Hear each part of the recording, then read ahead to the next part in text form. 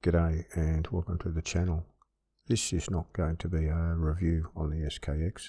There's already plenty of great videos out there reviewing this watch.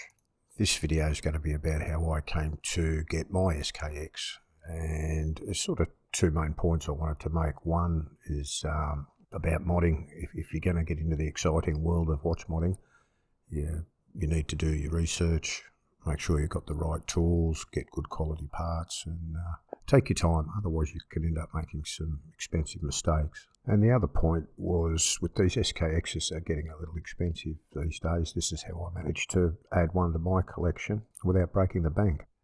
Anyway, moving on with the story, I saw the ad for this watch go up on Marketplace, and it was advertised as modding parts, but it looked to me like most of the watch was there, or at least something I could work with. So I made the guy an offer, which he accepted, and I went for a drive. When I got there, it actually found the original box with the manual, so even still had the warranty card in it, so that was a bit of a bonus.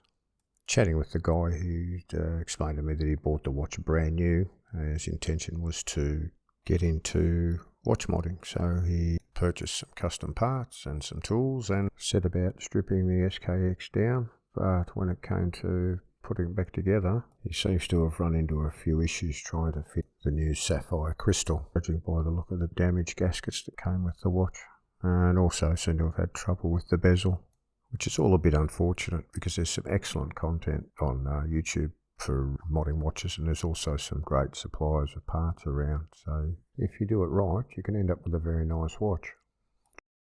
Anyway, back to the rebuild. The most obvious issue was the bezel. The bezel was damaged and it was missing the insert. The original crystal and crown were also missing, so I went through a supplier and got hold of an OEM bezel, which comes with the insert, a crown and all the necessary gaskets. Now, I forgot to mention I also needed a chapter ring, which I picked up new old stock off eBay. As for the crystal, I wanted to put the original hard licks back in, so it just so happened at the time I was doing some work on my SRPD.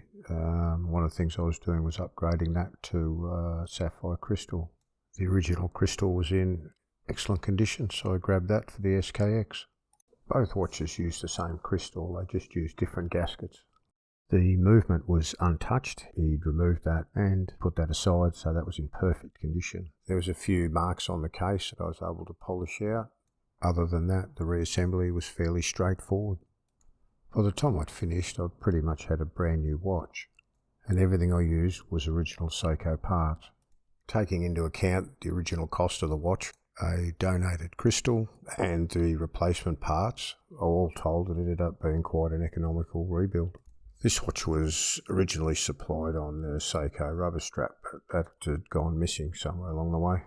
And it came with this, what he thought was or told me was an Uncle Seiko bracelet, but it's not, even though it was in the Uncle Seiko packaging. It's a Miltac 020, which I think is available from a company called Strapco.